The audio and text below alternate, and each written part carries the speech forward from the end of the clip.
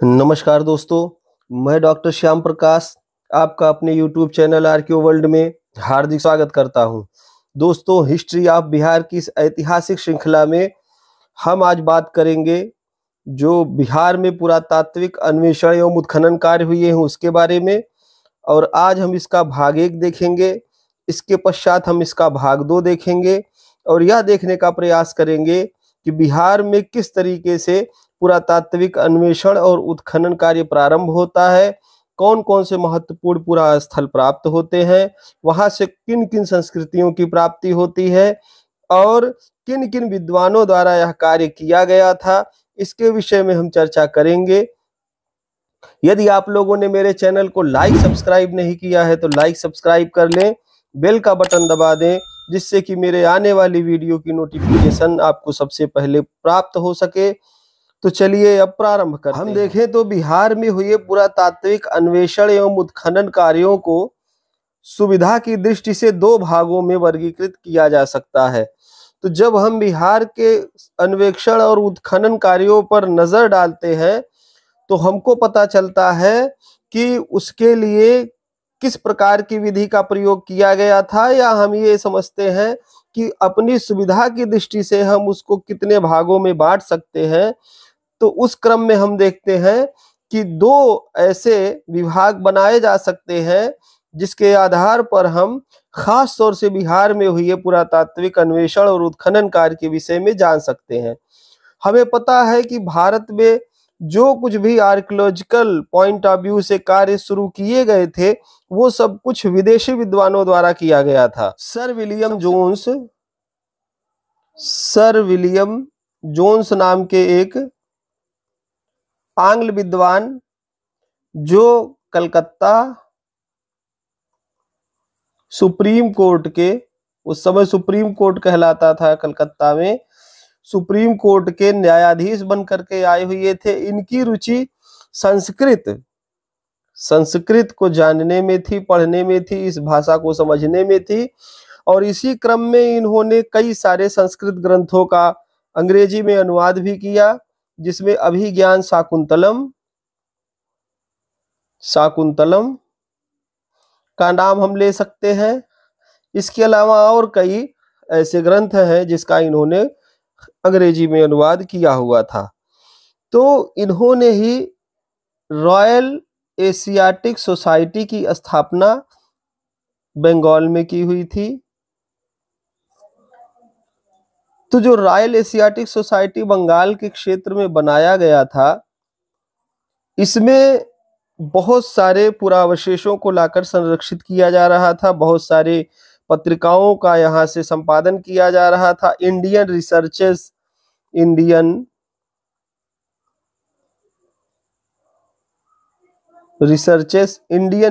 नाम की एक पत्रिका यहाँ से निकाली गई थी।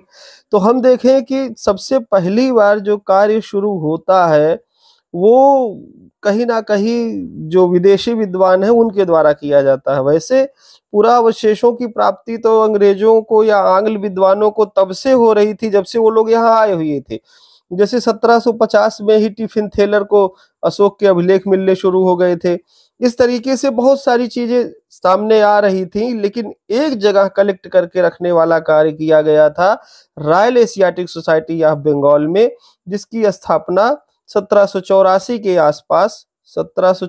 के आसपास जो विलियम जोन्स थे उन्होंने किया था। यहाँ पर एशिया के विभिन्न क्षेत्र के जो पुरावशेष हैं उनको ला करके संग्रहित किया जा रहा था। इनकी रुचि, विलियम जोन्स की रुचि संस्कृत में थी, इसलिए वो संस्कृत ग्रंथों का अनुवाद कर रहे थे। तो जब हम बिहार में हुए उत्खनन और अन्वेषण को ही सर्वेक्षण बोलते हैं, कार्यों को देखते हैं, तो हमको पता चलता है कि अपनी सुविधा की दृष्टि से हम 2 भागों में इसको वर्गीकृत करते हैं। पहला, भारत की आजादी से पहले के अन्वेषण एवं उत्खनन कार्य। इसमें जो है हम कह सकते हैं कि ये औपनिवेशिक काल है। औपनिवेशिक काल, इस समय भारत इंग्लैंड का उपनिवेश था और इसीलिए जो है हम औपनिवेशिक काल कह रहे हैं।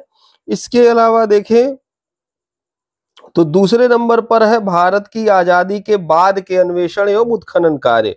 तो हम इनको दो वीडियो में समझने का प्रयास करेंगे। इस वीडियो में हम सिर्फ और सिर्फ आजादी से पहले जो अन्वेषण और उत्खनन कार्य हुए हैं उसके विषय में चर्चा करेंगे।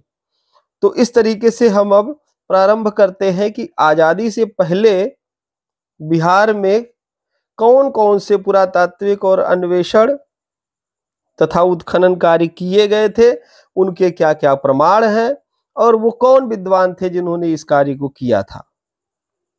तो बिहार के क्षेत्र में आजादी से पहले कार्य करते हुए जो बुकानन है और हैमिल्टन है, तो दो आंग्ल विद्वान बुकानन और हैमिल्टन ने बोध गया स्थित बोधि वृक्ष, हम जानते हैं कि जो बोधि वृक्ष है ये इसीलिए बोधि वृक्ष कहलाया क्योंकि जो बुद्ध हैं, ऐसा कहा जाता है, इनको यहाँ ज्ञान की प्राप्ति हुई। जबकि मैंने पहले ही कहा है कि बुद्ध को ज्ञान की प्राप्ति पेड़ के नीचे बैठने से नहीं हुई थी, बल्कि 5-6 वर्षों का जो उनका शोध कार्य था किसके प्रति, समाज के प्रति, उससे उनको पता चला था 4 अरिय सत्य, और इसी से उनकी जो टीचिंग है, जो फिलॉसफी है, वो निकल करके हमारे सामने आती है।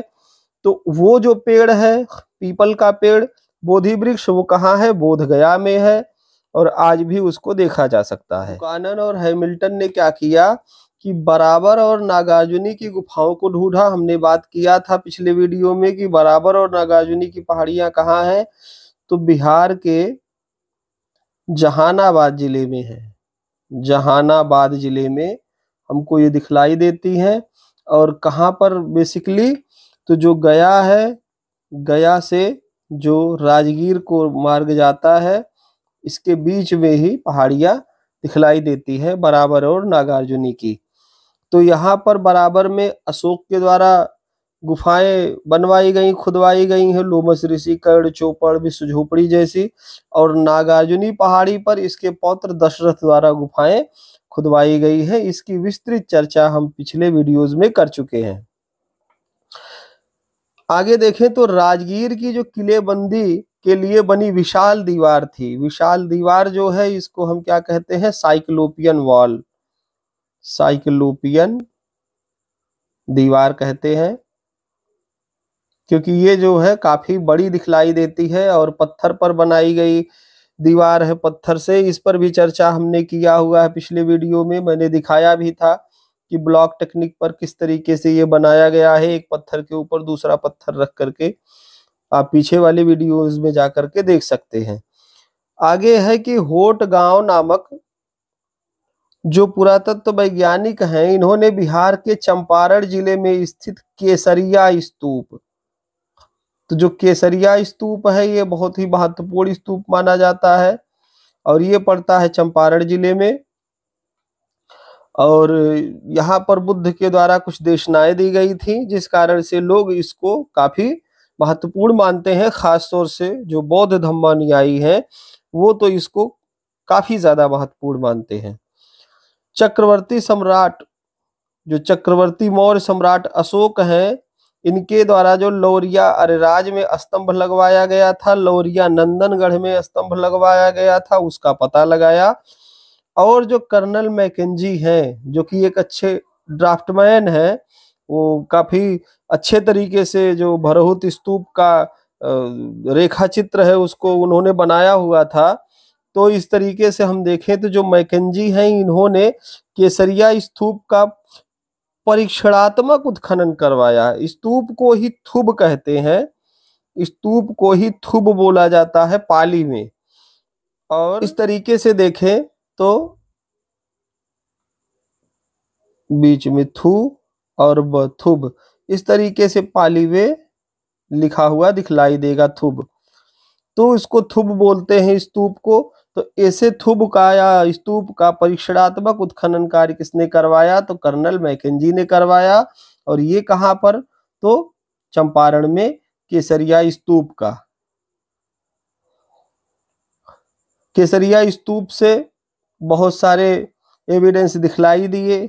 सबसे पहले तो ईंटों की बनी गोल संरचना जो काफी बड़े में दिखलाई देती है वो प्राप्त होता है, और वहां से रेलिक कास्केट भी मिला हुआ था, जिस कारण से जो मैकेंजी है उन्होंने यह माना कि संभवतः ये बुद्ध के ही अस्थि अवशेषों पर निर्मित करवाए गए होंगे, और बहुत संभव है कि अशोक के समय में ही यहाँ कुछ कार्य कराया गया हो। आगे देखें तो स्टीफेंसन जो विद्वान है उन्होंने वैशाली जिले में स्थित अशोक के बाखरा अथवा कोल्हुआ स्तंभ, इस पर भी चर्चा हम कर चुके हैं, आपको स्तंभ भी दिखला चुके हैं कि बाखरा गांव है, बाखरा गांव के ही समीप में कोल्हुआ है, और वहां पर एक बड़ा सा स्तूप है, और इस स्तूप के ही समीप में ऐसे एक स्तंभ लगा हुआ है, और बहुत सारे वोटिव स्तूप बने हुए दिखलाई देते हैं। हम इसको बहुत इत्मीनान से देख सकते हैं कि किस तरीके से ये बहुत ही खूबसूरत तरीके से बना हुआ था, हालांकि ये भाग इसका पूरा क्षतिग्रस्त हो चुका है। और क्या किया इन्होंने स्टीफेंसन ने, इन्होंने जो बसाड़ गांव है आज का, इसकी पहचान प्राचीन वैशाली नगर से किया और भग्नावशेषों को ढूंढने का कार्य किया। लेकिन सबसे ज्यादा जो कार्य किया है यहाँ पर खास तौर से बिहार के क्षेत्र में, वो किया है जो आर्कियोलॉजिकल सर्वे ऑफ इंडिया के पहले महानिदेशक हैं, उनका नाम है General Major Alexander Cunningham. General Alexander Cunningham जो है उनके द्वारा कार्य सबसे ज्यादा किया गया है। आगे चल करके हम देखेंगे कि वो सारे पुरा स्थलों पर दोबारा कार्य करवाते हैं, और उनका रेफरेंस जो होता है वो वेनसॉन्ग का यात्रा वृत्तांत सीयूकी होता है, और फाहियान का यात्रा वृत्तांत फुकुओकी होता है। अभी आगे देखेंगे उसके बारे में। तो जो मेजर किटो हैं, इन्होंने बराबर और नागार्जुनी की गुफाओं पर पहली बार लेख लिखा। तो जब ये ढूंढ ही लिया गया था तो बहुत सारे विद्वान जा करके बराबर और नागार्जुनी की पहाड़ी को देख रहे थे और उस पर लेख भी लिख रहे थे, जिसमें से सबसे महत्वपूर्ण रूप से अगर किसी का नाम लिया जा सकता है तो वो है मेजर किटो, जिन्होंने बराबर और नागार्जुनी गुफाओं पर लेख लिखा और जो ब्रिटिश इंडिया था उसको बताने का प्रयास किया कि आपके यहाँ कितनी अमूल्य धरोहर है, जिस पर शायद अभी बाद में कार्य होने वाला था। ये लोग तो अभी सिर्फ ढूंढने का कार्य कर रहे थे। हम इस क्रम में आगे बढ़ते हैं। किटो ने ही गया जिले के, जो गया जिला था उसके प्रसिद्ध पुरास्थल कुर्की हार के मुख्य टीले का भी उत्खनन कार्य करवाया था। तो हम देखें कि जब वो उधर चले ही गए गया और राजगीर वाले क्षेत्र में, तो उनको ढूंढते ढूंढते कुर्की हार में एक और पुरा स्थल मिल गया जिसका उन्होंने उत्खनन कार्य करवाया, और वहां से उनको बौद्ध धर्म के बहुत सारे एविडेंस दिखलाई दिए, जिस कारण से उन्होंने कहा कि जो इधर का क्षेत्र है वो संभवतः धम्मानुयायियों की वहां प्रधानता रही होगी। तो बिहार में सर्वप्रथम सुव्यवस्थित रूप से अन्वेषण एवं उत्खनन का कार्य भारतीय पुरातत्व सर्वेक्षण, जिसकी स्थापना कब हुई थी 1800। इसके पीछे एक कहानी ये दिखलाई देती है कि जब 1857 की क्रांति हो चुकी थी भारत में, तो 1858 में महारानी का घोषणा पत्र पढ़ा जा रहा था। कहाँ पे? इलाहाबाद में, जिसको वर्तमान प्रयागराज बोलते हैं, इलाहाबाद में पढ़ा जा रहा था। किसके द्वारा? कैनिंग के द्वारा। तो उसी समय जो कनिंघम है, जनरल थे ये, जनरल कनिंघम क्या करते हैं, एक इंजीनियर थे, ब्रिटिश इंजीनियर थे। इनके पिता एलन कनिंघम एक अच्छे खासे कवि थे। तो इस तरीके से अच्छे खासे बैकग्राउंड से आते थे कनिंघम, और इन्होंने एक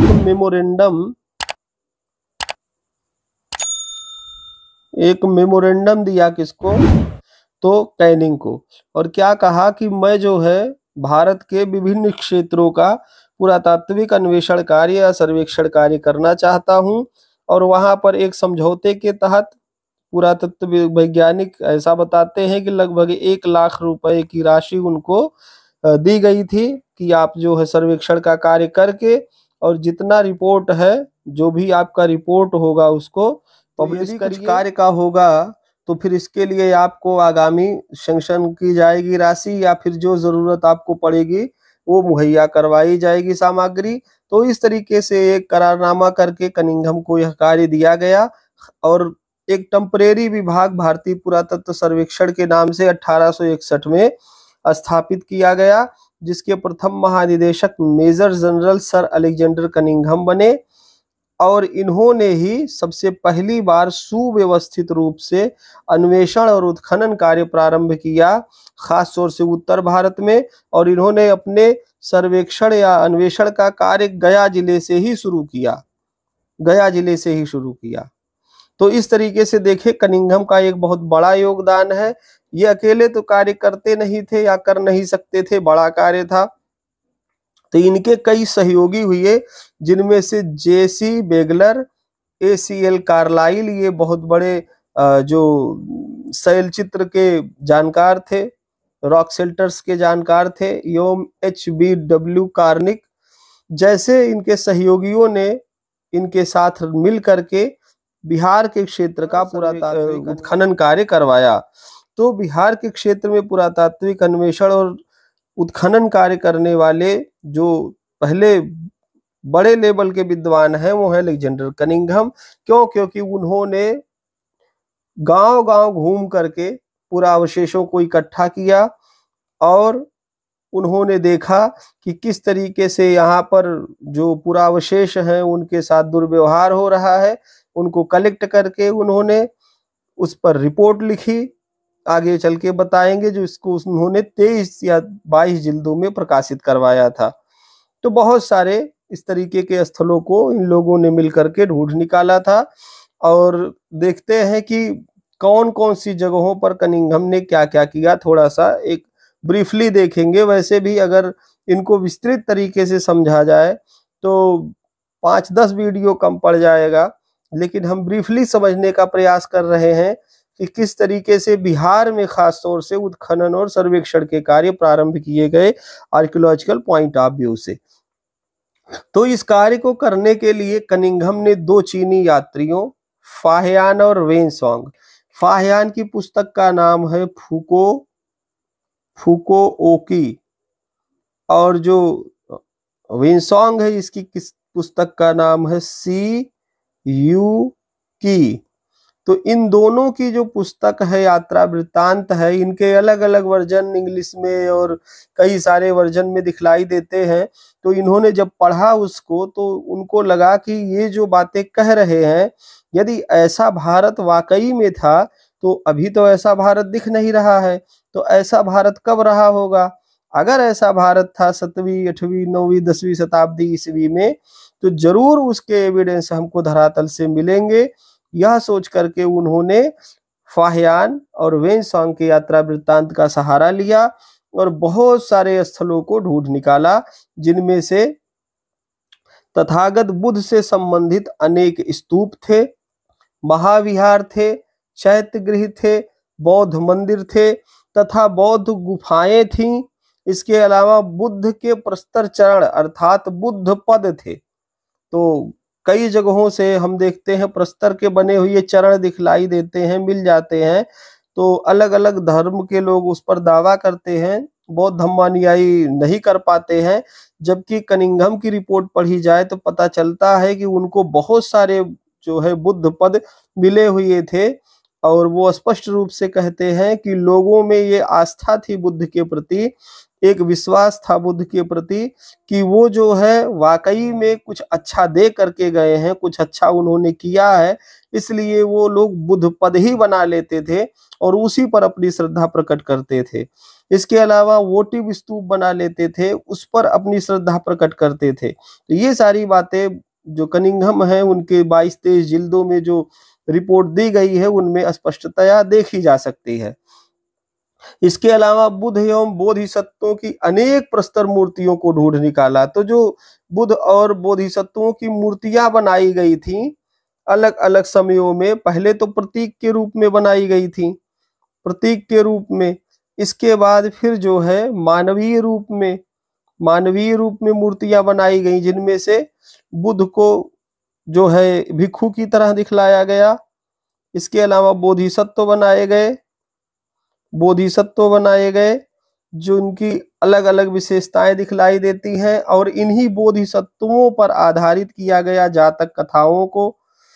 एक और थोड़ा सा कंफ्यूजन रहता है विद्वानों में, खास तौर से दिखलाई देता है, और वैसे भी ये शोध का विषय हो सकता है, लेकिन मैं चर्चा करना चाहूंगा कि जो जातक कथाएं हैं, इसमें कथा शब्द पहले ही लगा हुआ है, इसलिए ये इतिहास नहीं है, ये कथा है। हाँ, इसको भिक्षुओं ने बुद्ध के जाने के कई वर्षों बाद, उनके महापरिनिर्वाण के कई वर्षों बाद कंपाइल किया हुआ था। और लिखा क्यों गया, तो सामान्य जो जनता है, खासतौर से जो श्रावक श्राविकाएं हैं, उनके लिए, कि उन लोगों में नैतिकता बनी रहे, लोग हिंसा से दूर रहे। क्योंकि जब जातक कथा हम पढ़ते हैं तो उसमें देखते हैं कि किसी जानवर को दयालु दिखला दिया जाता है और उसको बोधिसत्व बना दिया जाता है, और बोधिसत्व का पर्याय आता है बुद्ध से, और बोधिसत्वों का कॉन्सेप्ट आता है महायान से। महायान शाखा जो है उससे निकल करके बोधिसत्वों का पर्याय आता है। तो इस तरीके से देखें तो हमको पता चलता है कि जो जातक कथाएं हैं वो लोगों को नैतिक शिक्षा देने के लिए, बच्चों को नैतिक शिक्षा देने के लिए कहीं ना कहीं लिखी गई थी। वो एक प्रकार की रोचक कहानियां थी, उसका सत्यता से कोई लेना देना नहीं है। बुद्ध का कोई पुनर्जन्म नहीं हुआ है। बुद्ध ने क्या कहा था, बुद्ध ने कहा था कि मैं कई जन्मों में भटकता रहा। तो वो ये कहना चाहते हैं, पाली में जन्म का मतलब अवस्था होता है। वो कहते हैं मैं कई अवस्थाओं में भटकता रहा, मतलब कभी खाना खाया, कभी नहीं खाया, कभी पानी पिया, कभी नहीं पिया, कभी मेरे अंदर विचार आए, कभी नहीं आए, कभी अच्छे विचार आए, कभी गलत विचार आए। वो ये बताना चाहते हैं कि मैं कई अवस्थाओं तक भटकता रहा, तब जाकर मुझे पता चला कि सर्वत्र दुख है, दुख का कारण है, दुख का निवारण है, और कार्य कारण का सिद्धांत है। कार्य कारण का सिद्धांत है जिसको क्या कहा जाता है, प्रतीत समुत्पाद कहा जाता है, प्रतीत समुत्पाद कहा जाता है। और इस तरीके से कार्य कारण के सिद्धांत के बाद दुख निरोध गामिनी प्रतिपदा है, जिसके अंतर्गत अष्टांगिक मार्ग हैं, प्रज्ञा, शील और समाधि नाम के 3 स्कंद हैं। ये सारी बातें धीरे धीरे करके उनको समझ में आई, और उन्होंने जाकर के तब इस बात को माना कि अब मुझे ज्ञान की प्राप्ति हो गई है। और वो क्या है कि सर्वत्र दुख है, दुख का कारण भी है और उसका निवारण भी ढूंढ लिया है मैंने। इसलिए बुद्ध ने कहा कि मुझे ज्ञान मिल गया है। अन्यथा की स्थिति में उनको कोई अलौकिक ज्ञान नहीं मिला था। जो भी ज्ञान मिला हुआ था वो इहलौकिक था, कुछ पारलौकिक नहीं था, और सब का सब जो है वो भौतिकतावादी था। कभी भी उसमें सुपर नेचुरलिटी नहीं दिखलाई देती है, सुपरस्टिशियस नहीं दिखलाई देता है उनका सिद्धांत। इसीलिए बहुत सारे विद्वान इस बात को लेकर के एकमत होते हैं कि कथाएं तो कथाएं हैं, वो तो सिर्फ और सिर्फ नैतिक विचारधारा को बढ़ाने के लिए लिखी गई। किंतु बहुत सारे ऐसे विद्वान हैं, दक्षिणपंथी विद्वान हैं, जो कहते हैं कि नहीं, बुद्ध ने कई जन्म लिया हुआ था और यही बात भिक्षुओं द्वारा लिखा गया है। जबकि ये बात समीचीन नहीं प्रतीत होती है, क्योंकि अब तक ऐसी कोई घटना हमारे सामने नहीं आई है। इसलिए बुद्ध के साथ ऐसा हुआ होगा, ये मानने में थोड़ी सी समस्या महसूस होती है। खैर, ये डिबेट का विषय है, हम आगे बढ़ते हैं। कनिंघम ने अपने अन्वेषण की रिपोर्ट करीब 22-23 जिल्दों में प्रकाशित किया। तो जो कनिंघम ने पूरे लगभग उत्तर भारत का सर्वे किया, खास तौर से बिहार, मध्य प्रदेश, उत्तर प्रदेश, ऊपर चले जाए देहरादून या इधर दिल्ली, हरियाणा, जो बीच का बेल्ट है, तो करीब करीब लगभग उत्तर भारत का जो उन्होंने सर्वे कर रखा था, उसको लगभग 23 से 22 जिल्दों में, 22 से 23 जिल्दों में प्रकाशित करवाया। द भिल्सा टॉप्स उन्होंने लिखा। इसके अलावा कई सारी पुस्तकें और लिखते हैं वो। उसी पैसे में कनिंघम ने बहुत सारा काम करके दिखलाया।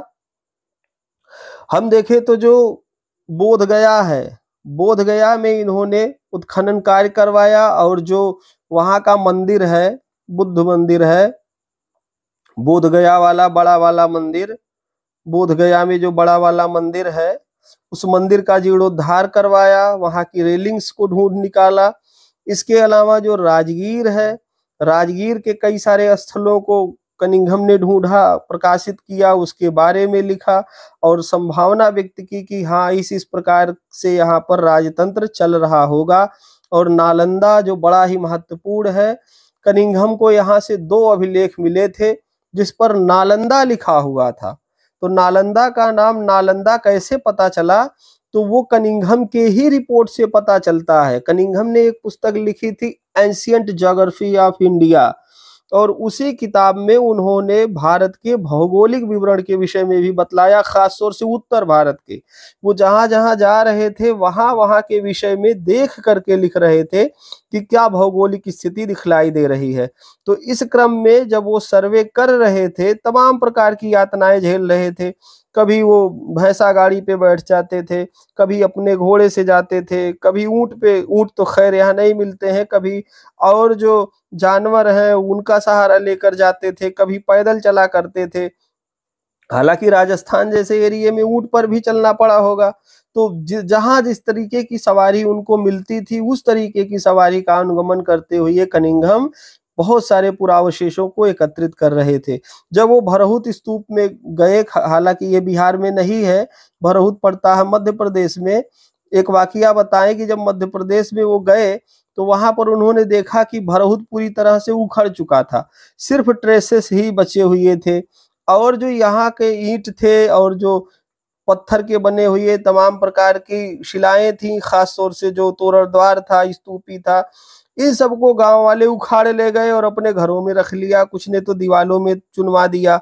कनिंघम ने सरकारी नोटिस दे करके वहां से उन सारे एविडेंस को, बाद में कलकत्ता में इनको रखा गया।